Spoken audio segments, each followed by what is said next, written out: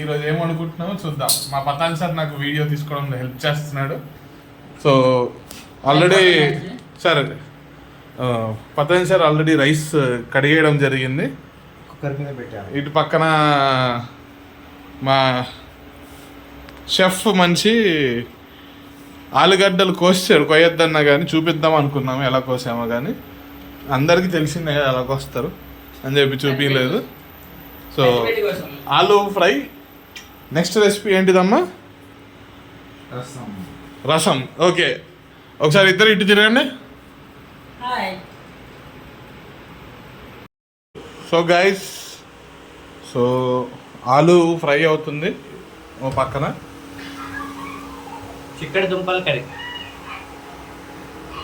సరే, ఏ school sir మీది? సో ఇటు పక్కన రసం పెట్టాము. సో ఆయన రిలాక్స్ అవుతున్నాడు పాపం, 2 రోజులు ఉంది.